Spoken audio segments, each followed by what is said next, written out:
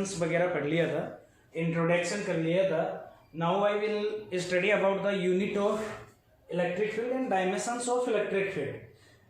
बेटा we know that आपने कल पढ़ा था intensity of electric field E is equal to F upon q not, force upon charge. मैं थोड़ा सा आपको रिपीट कर दूं, वैसे तो पिछले वीडियो में पूरा एक्सप्लेन किया गया है कि इलेक्ट्रिक फील्ड किसे कहता है. कहीं पे कोई सोर्स चार्ज रखा है, उसके चारों तरफ का वो एरिया जिसमें आप किसी दूसरे चार्ज को लेकर आते हो, तो वो दूसरा चार्ज या टेस्ट चार्ज, आप जो टेस्ट चार्ज है वहां पे इलेक्ट्रिक फोर्स को एक्सपीरियंस करता है. अगर एक्सपीरियंस किया गया फोर्स एफ है और टेस्ट चार्ज क्यू है, तो उस जगह पर इलेक्ट्रिक फील्ड की इंटेंसिटी इज इक्वल टू कितना होगा, एफ अपॉन क्यू. आप टेस्ट चार्ज को क्यू नोट से भी नोट कर सकते हैं, चाहे क्यू लिखिए चाहे क्यू नोट, क्या माना जाएगा यहाँ, टेस्ट चार्ज. इस फॉर्मूले से मैं यूनिट बनाता हूं. ऊपर बेटा फोर्स है और नीचे चार्ज है, तो यूनिट ऑफ ही मतलब इलेक्ट्रिक फील्ड की यूनिट बराबर unit of force upon unit of charge. Force की यूनिट क्या होगी, न्यूटन, और चार्ज की कूलम. तो इलेक्ट्रिक फील्ड की यूनिट होगी न्यूटन पर कूलम. एक और रिलेशन है, उससे इसकी यूनिट वोल्ट पर मीटर आती है. ये ना सोचें कि एक एसआई एक सीजीएस है, दोनों ही एसआई यूनिट है. ये दूसरे फॉर्मूले से वो अपन नेक्स्ट चैप्टर में पढ़ लेंगे, तो याद रखें आप कोई सी भी यूनिट इसकी यूज कर सकते हो. डायमेंशन बनाओ इलेक्ट्रिक फील्ड की, तो हमें पता है डायमेंशन इसी फॉर्मूले से, dimension of force upon dimension of charge. Force की डायमेंशन होती है m1 l1 t-2 और चार्ज की a1 t1, तो इसकी डायमेंशन बन गई m1 l1 t-3 a-1. अब हम जानते हैं इलेक्ट्रिक फील्ड एक वेक्टर क्वांटिटी है, तो वेक्टर क्वांटिटी है तो इसकी डायरेक्शन क्या होगी, तो हमने देखो डायरेक्शन अपने पास चार्ज दो टाइप के होते हैं.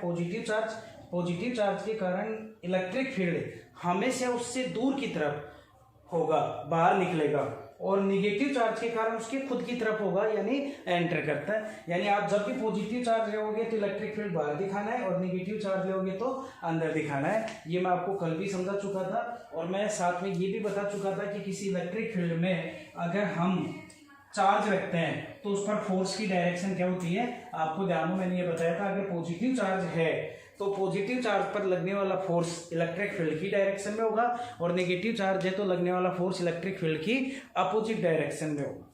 Now I will study about the electric field due two point charge. मतलब क्या हुआ कि मेरे पास यहां ए पर एक पॉइंट चार्ज सोर्स चार्ज है Q, और मैं ये चाहता हूं कि इस A पॉइंट से R डिस्टेंस यानी B पॉइंट पर इसके कारण जो इलेक्ट्रिक फील्ड चारों तरफ जनरेट हो रहा है उसकी स्ट्रेंथ कितनी है. A पर जो चार्ज रखा है उस चार्ज के कारण उसके आसपास के एरिया में पॉइंट B पर जो उससे कितनी डिस्टेंस पर है, R पर, उसकी इलेक्ट्रिक फील्ड की इंटेंसिटी या स्ट्रेंथ कितनी है, ये हम कैलकुलेट करना चाहते हैं. अब सबसे पहले ये यहाँ इलेक्ट्रिक फील्ड है भी या नहीं, इसको टेस्ट करने के लिए हमें यहाँ एक टेस्ट चार्ज रखना पड़ता है, और उस टेस्ट चार्ज को मैंने किससे नोट कर लिया, क्यू नोट से नोट कर लिया. अब सपोज दैट इसका जो यहाँ इलेक्ट्रिक फील्ड है, सपोज मैं क्या लिख रहा हूं यहाँ पे आप समझे, suppose intensity of electric field eight B is E, और वेक्टर फॉर्म में निकालना तो क्या लिखेंगे, वेक्टर E. यानी B पर जो इलेक्ट्रिक फील्ड की इंटेंसिटी है वो कितनी है, E. किस चार्ज के कारण, Q चार्ज के कारण. Then according to definition of electric field, the force experienced by test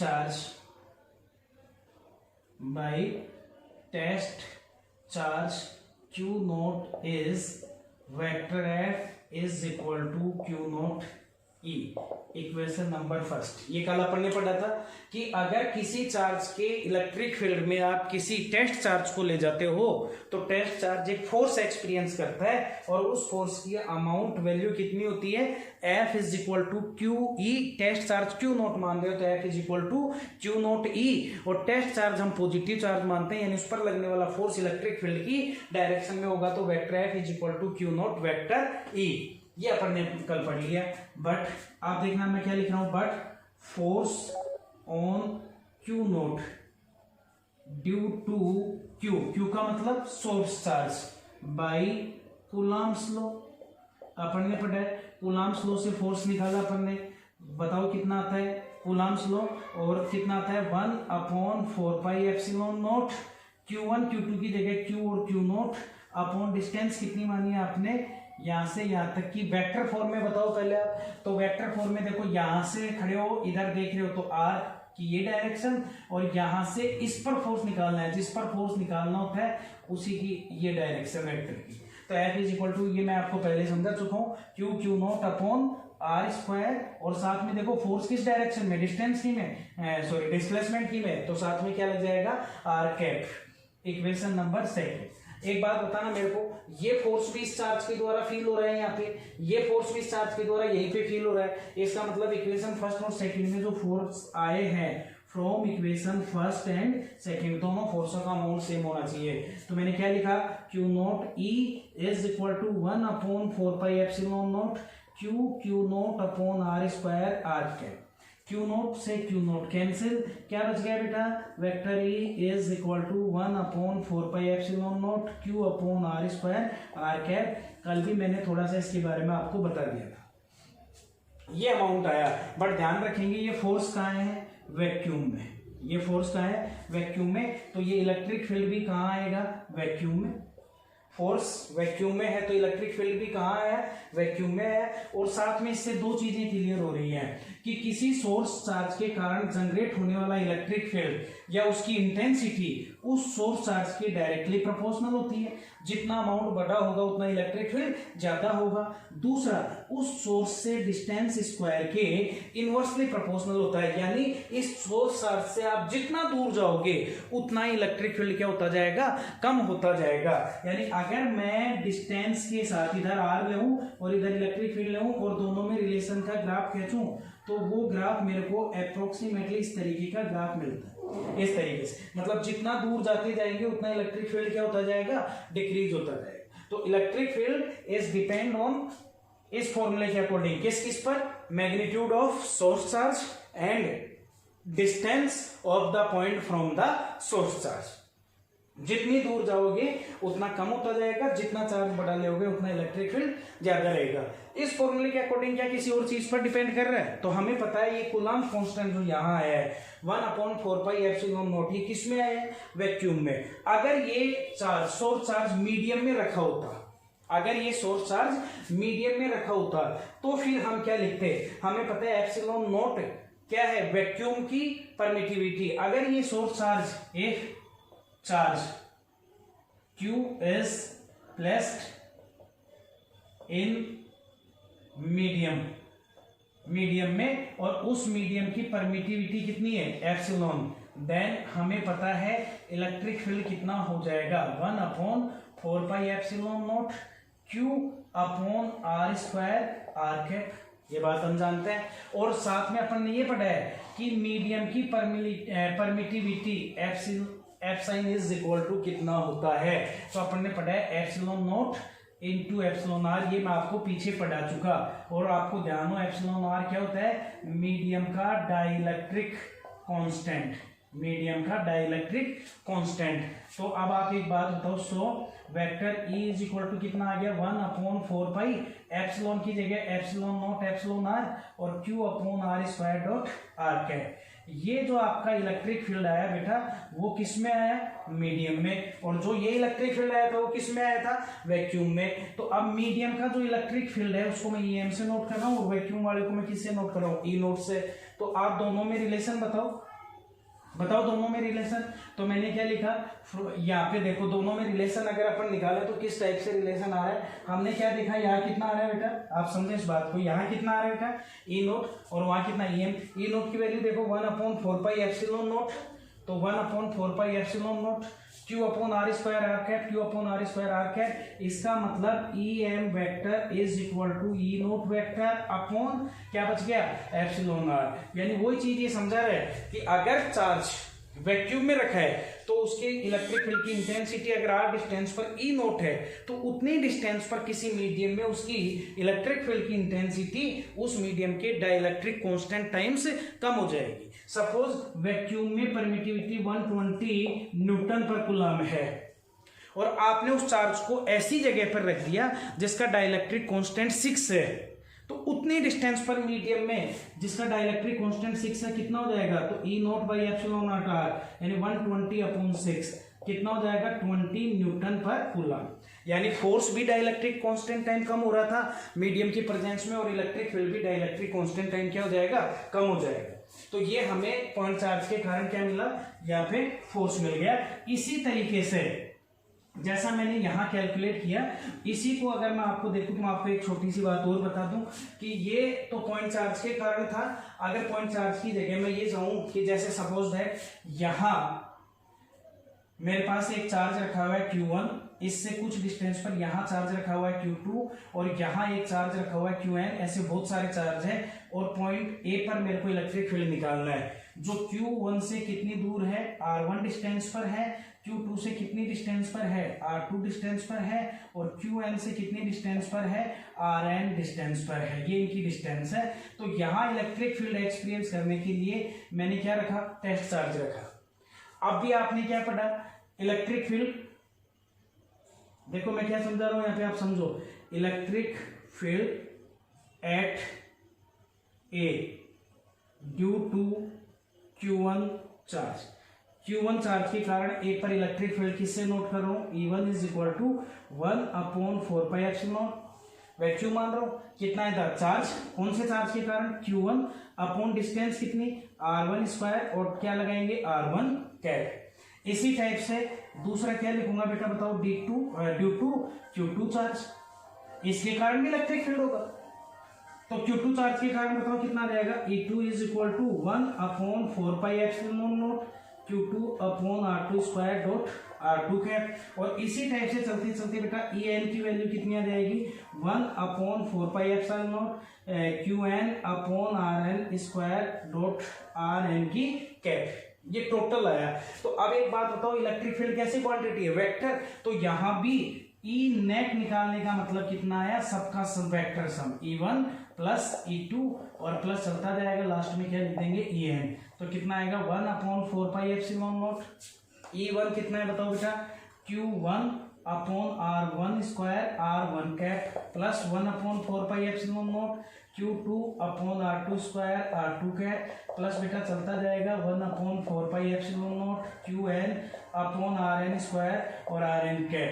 तो बेटा सब में से कॉमन आया 1/4πε0, साथ में और कुछ कॉमन आया नहीं है। क्या बच गया बेटा यहाँ पे, Q1 upon R1 square R1 cap plus Q2 upon R2 square R2 cap और लास्ट में कितना आ जाएगा बेटा, यहाँ से लास्ट में आ गया Qn upon Rn square Rn cap.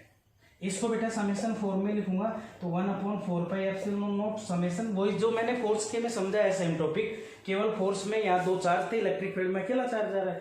तो फॉर्मूले के अकॉर्डिंग तो क्या लग जाएगा, देखो I is equal to 1 to n मान लूंगा तो I का मतलब Q के साथ 1 2 3 n तक आ जाएगा अपॉन R I का स्क्वायर R के साथ 1 to n तक आ जाएगा और R I की cap, that is E net.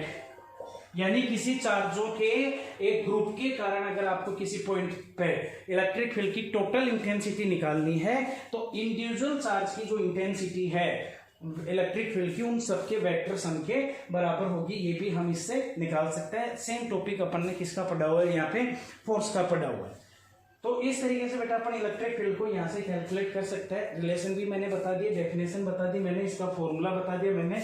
अब जो नेक्स्ट अपने टॉपिक आएगा इलेक्ट्रिक फील्ड से लिंक रखने वाला, वो अपन पढ़ेंगे इलेक्ट्रिक फील्ड लाइंस। नेक्स्ट जो टॉपिक आएगा वो अपन कौन सा टॉपिक पढ़ेंगे बेटा, यहाँ से electric field lines. Electric field lines next ये अपन टॉपिक लाइंस के बारे में अब अपन पढ़ेंगे। मैंने आपको कल भी इसके बारे में छोटी सी बात बताई थी, आज भी मैं आपको एक बात बता रहा हूँ। पहले हम इसको समझे, कॉन्सेप्ट क्या है इसका वो मैं आपको समझाना चाहता हूँ। आप देखें, मान लो मैंने एक ये छोटा सा स्पेस लिया। कल मैंने आपको एक बात समझाई थी कि मैं इलेक्ट्रिक चार्ज को यूँ लटका के और एक कमरे में ले जा रहा हूँ, वो सीधा यूँ लटका हुआ है, दूसरे कमरे में ले जाता हूँ, थोड़ा सा डिस्टर्ब हो जाता है। इसका मतलब वहाँ क्या है, इलेक्ट्रिक फील्ड प्रेजेंट है। तो मैंने देखा ये जो कमरा है इसमें इलेक्ट्रिक फील्ड प्रेजेंट है, या ये जो जगह है इसमें इलेक्ट्रिक फील्ड प्रेजेंट है। अब मैंने क्या किया, इस इलेक्ट्रिक फील्ड या इलेक्ट्रिक फील्ड प्रेजेंट है तो कोई ना कोई सोर्स चार्ज है पहले से।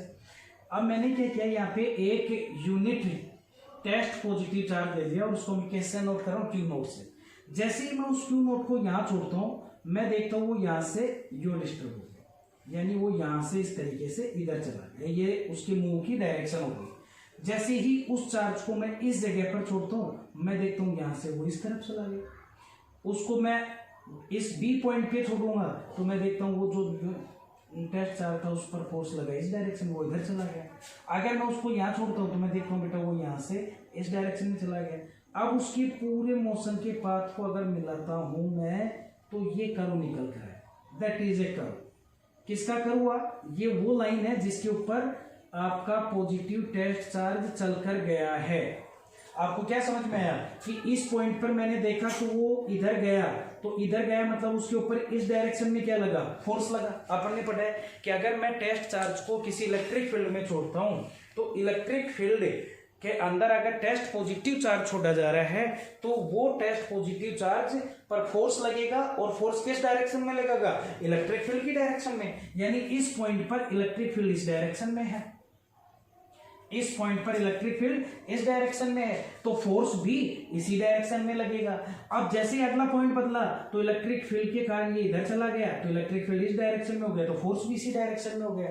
अगला पॉइंट बदला तो इलेक्ट्रिक फील्ड इस डायरेक्शन में हो गया, तो फोर्स भी इधर ही लगा। तो उसी के अकॉर्डिंग ये इस कर्व वाले पाथ पर क्या होता गया, घूमता गया। इस प्रकार से जो ये लाइन मैंने ड्रॉ की, यानी एक तरीके से मैंने एक लैंग्वेज बना ली इलेक्ट्रिक फील्ड को डिफाइन करने की, और उस लैंग्वेज को मैं इलेक्ट्रिक फील्ड लाइंस बोल रहा हूँ। ये लाइन मैंने डिफाइंड की, ये यहाँ पे इलेक्ट्रिक फील्ड लाइंस को रिप्रेजेंट कर रही है। एक्चुअल में हमें दिखती नहीं है, होती भी नहीं है, ये हमारा जो अनुभव उसके बेस पे अपन ने इसको अच्छे तरीके से डिफाइन करने के मैंने ये कह दिया कि ये चार्ज हो गया, इसका मतलब यहाँ इलेक्ट्रिक फील्ड लाइंस इस तरीके से थी, इसीलिए चार्ज इसके ऊपर से चल के और यूं चला गया। तो इस तरीके से ये जो इलेक्ट्रिक फील्ड लाइंस है बेटा, सबसे पहले ये समझे कि सच ये वास्तव में ये इमेजिनरी लाइंस होती है। कैसी लाइंस होती हैं, इमेजिनरी, ये रियल नहीं होती, इमेजिनरी होती हैं। और ऐसी लाइन होती हैं जिनके ऊपर किसी जगह पर अगर मैं पॉजिटिव टेस्ट चार्ज को छोड़ता हूं तो वो इलेक्ट्रिक फील्ड में जिस पाथ के ऊपर मूव होता है वो पाथ वहां पे इलेक्ट्रिक फील्ड लाइंस को, या वो कर्व वहां पे इलेक्ट्रिक फील्ड लाइंस को रिप्रेजेंट करता है। ये हम ध्यान देंगे यहाँ पे। जैसे ये चल के चला गया तो ये यहाँ से इलेक्ट्रिक फील्ड की डायरेक्शन को, और या फिर ये कहते हैं चार्ज पर लगने वाले फोर्स की डायरेक्शन को रिप्रेजेंट कर रहा है। तो एक बार डेफिनेशन पढ़ेंगे, electric field lines are such imaginary. जो पहली बात कि वास्तव में एक काल्पनिक है, इमेजिनरी है, रियल नहीं है। स्मूथ कर्व, जो कर्व बनाया जैसे अभी अपन ने, समझ गए मेरी बात, ये कर्व कंटिन्यूअस होता है लगातार, ऐसा नहीं टूटा हुआ होता है बीच में, पूरा कंटिन्यूअस कर्व है जहां तक है ये continuous curve, smooth curve drawn in electric field, जो किसमें बनाया गया है, इलेक्ट्रिक फील्ड के अंदर बनाया गया है।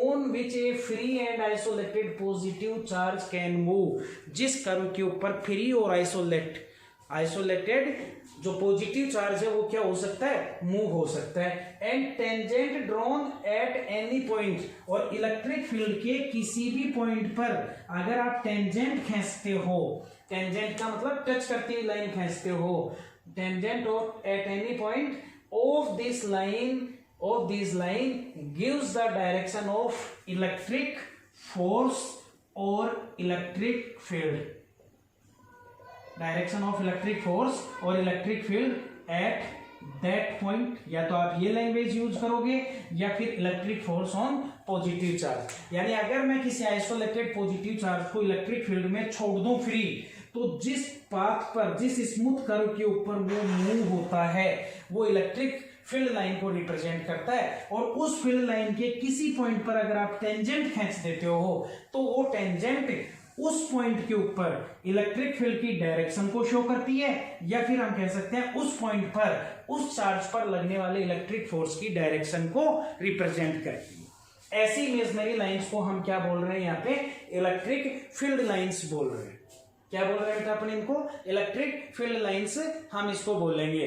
इन इलेक्ट्रिक फील्ड लाइंस की कुछ प्रॉपर्टीज होती हैं, वो आपको नोट्स में लिखी हुई मिलेंगी। मैं आपको यहाँ एक्सप्लेन कर देता हूँ क्या क्या प्रॉपर्टी होती है। इन इलेक्ट्रिक फील्ड लाइंस की कुछ प्रॉपर्टीज होती हैं, जिनमें फर्स्ट प्रॉपर्टी मैं आपको बता रहा हूं क्या होती है। ये जो इलेक्ट्रिक फील्ड लाइंस हैं ये पॉजिटिव चार्ज से स्टार्ट होती हैं, पॉजिटिव चार्ज से स्टार्ट होती हैं और नेगेटिव चार्ज पर एंड हो जाती हैं। यानी ये आपकी electric field lines positive charge और नेगेटिव चार्ज है तो पॉजिटिव से स्टार्ट होंगी और नेगेटिव पर जाकर एंड हो जाएंगी, खत्म हो जाएंगी। पॉजिटिव से स्टार्ट होंगी और नेगेटिव पर जाकर इस तरीके से एंड हो जाएंगी। ये हम ध्यान रखेंगे, पॉजिटिव चार्ज से स्टार्ट होती है और नेगेटिव पर जाकर एंड हो जाती है। इसीलिए electric field lines open curve को बनाती है। इलेक्ट्रिक फील्ड लाइंस का जो कर्व होता है वो कैसा कर्व होता है, ओपन कर्व होता है। ये मैग्नेटिक और इलेक्ट्रिक फील्ड लाइनों में डिफरेंस भी है। मैग्नेटिक फील्ड लाइन ने क्लोज कर्व बनाती है, जबकि इलेक्ट्रिक फील्ड लाइंस कैसा कर्व बनाती है, ओपन कर्व बनाती है। ये इसकी फर्स्ट प्रॉपर्टी थी। कहां से स्टार्ट होगी, पॉजिटिव चार्ज से, और कहां जाकर एंड हो जाएंगी, नेगेटिव पर जाकर ये एंड हो जाएंगी, टर्मिनेट हो जाएंगी, खत्म हो जाएंगी। इस प्रकार ये क्या बनाएंगे, यहाँ पे ओपन कर्व बनाएंगे।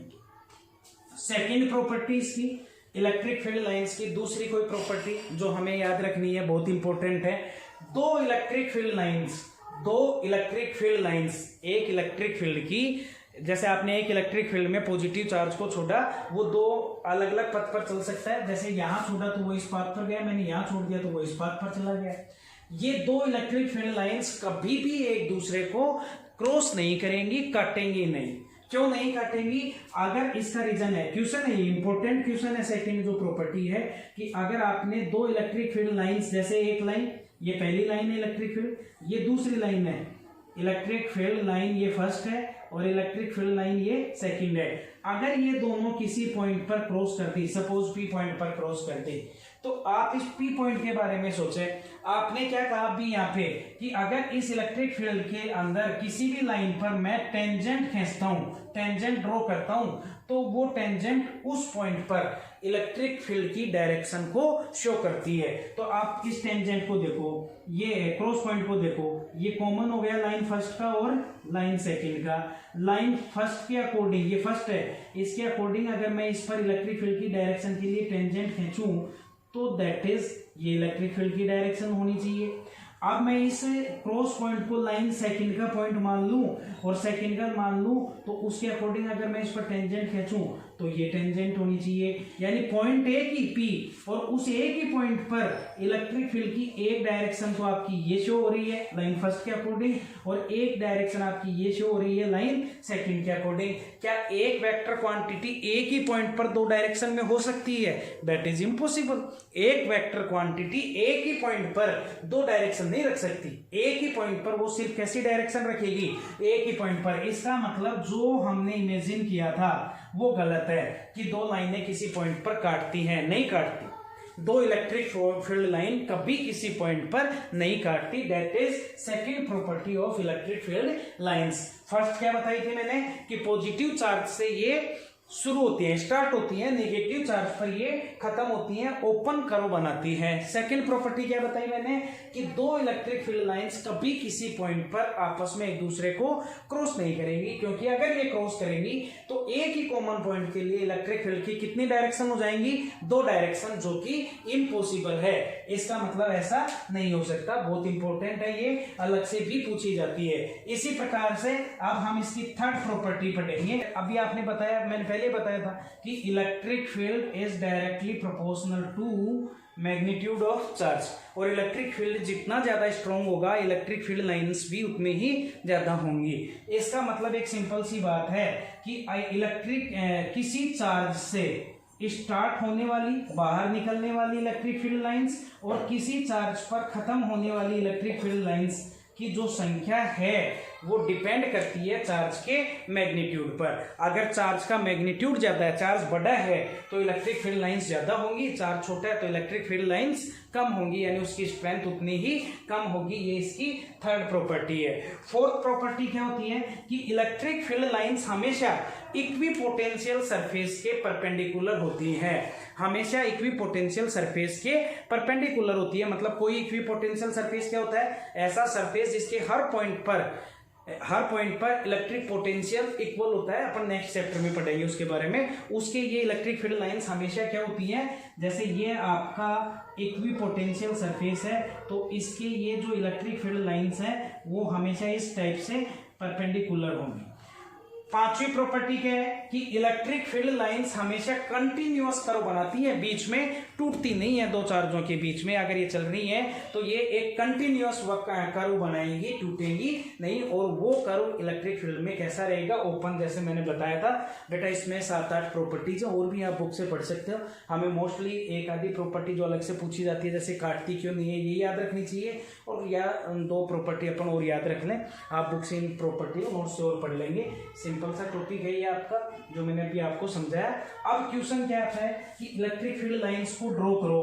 तो जैसा मैंने कल आपको समझा दिया था, अगर कोई अकेला पॉजिटिव चार्ज है, उसके कारण इसमें क्वेश्चन कैसे आता है, देखो, इफ आपका ये आ जाए Q is greater than to 0, Q is greater than to 0 का मतलब 0 से बड़ा हुआ तो पॉजिटिव चार्ज हुआ, तो इलेक्ट्रिक फील्ड लाइन खींचो। या सीधा कहते हैं पॉजिटिव आइसोलेटेड पॉजिटिव चार्ज के कारण इलेक्ट्रिक फील्ड लाइंस खींचो। तो बेटा ध्यान देंगे, आइसोलेटेड इलेक्ट्रिक चार्ज जो पॉजिटिव है उसके कारण इलेक्ट्रिक फील्ड उसके रेडियली आउटसाइड होता है। यानी रेडियली आउटसाइड का मतलब चारों तरफ, सर्किल फ्रेम में चारों तरफ बाहर निकलता है, क्योंकि अपन ने देखा पॉजिटिव चार्ज के कारण इलेक्ट्रिक फील्ड बाहर होता है। और चार्ज पॉइंट चार्ज है, तो पॉइंट चार्ज है तो बाहर किधर भी ले सकता है। मैं यहाँ पूछूं तो इधर बाहर, मैं यहाँ पूछूं तो इधर बाहर, तो ये रेडियली चारों तरफ हो गया। जैसे मैंने एक बल्ब लगाया, मैं यहाँ देख रहा हूँ तो रोशनी मेरी तरफ भी आ रही है, वहां खड़ा है उसकी तरफ भी जा रही है, तो चारों तरफ गई ना। वैसे इससे भी इलेक्ट्रिक फील्ड चारों तरफ आएगा।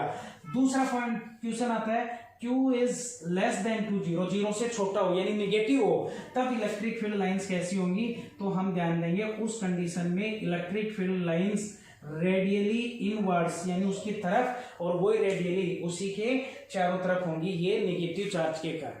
अब आपको क्या कर दिया जाए, एक कॉम्बिनेशन दे दिया जाए चार्जों का, यानी जिसमें चार्ज 2 चार्ज हैं, मान लो ऐसी सिचुएशन दे दी जाए, और एक पॉजिटिव चार्ज है बेटा और दूसरा कौन सा चार्ज है? नेगेटिव चार्ज है। इनके बीच में इलेक्ट्रिक फील्ड लाइंस को ड्रॉ करो। तो बहुत सिंपल प्रोसीजर है, अभी अपन ने समझा था। Electric field lines positive charge से निकलेंगी और नेगेटिव चार्ज पर जाकर क्या हो जाएंगी बेटा? इस तरीके से खत्म हो जाएंगी। जैसे ये निकली, इस तरीके से निकली और यहां जाके खत्म हो गई इस तरीके से। दैट इज, हम ये भी दिखा सकते हैं, ये गई और यहां खत्म हो गई इस तरीके से, इस तरीके से। यहां से बेटा हम यूं निकलती हुई लाइनें दिखा सकते हैं, और बेटा यहां हम इस तरीके से एंटर होती हुई लाइनें दिखा सकते हैं। अब एक बात और, कई बच्चे क्या समझते हैं, सर देखो ये लाइन ये गई और ये है, तो ये फिर यहाँ पे क्लोज कर्व क्यों नहीं बना? तो बेटा आप समझे, ये यहां से गई और एरो देखिए यहां जाके खत्म हो गई। ये दूसरी लाइन है जो यहीं से गई और यहां जाके खत्म हो गई।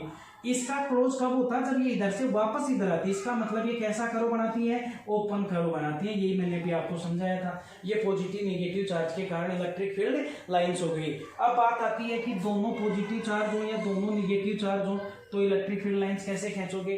तो सबसे पहले आप इन दोनों को मिलाओ, और मिलाने के बाद जो मिड पॉइंट है उसको डिनोट करो, और उसके बारे में सोचो कि यहां से इसकी इलेक्ट्रिक फील्ड लाइन इधर जा रही है ऐसे, और यहां से इसकी इलेक्ट्रिक फील्ड लाइन इधर आ रही है। बिल्कुल बीच वाले पॉइंट, इस बीच वाले पॉइंट के बारे में सोचो। जैसे ही इसके पास ये लाइन पहुंचेगी, ये लाइन ये पहुंचेगी, तो दोनों पॉजिटिव चार्ज है या दोनों नेगेटिव होंगे, तो दोनों के बीच में क्या होगा? रिपल्सन। तो लाइन से लाइन टकराने से पहले ही विदाउट कॉन्टैक्ट वहां फोर्स लगेगा और वो दोनों एक दूसरे को रिपेल कर देंगी। तो इसका मतलब वो यहां पहुंचते ही, ये जो इनका मिड पॉइंट था, इस मिड पॉइंट को मैं वो नोट कर रहा हूं, यहां से कोई लाइन गई तो बेटा पहले ही यहां से यूं मुड़ जाएगी। यहां से बेटा कोई लाइन आई तो बेटा पहले ही वो यहां से यूं मुड़ जाएगी।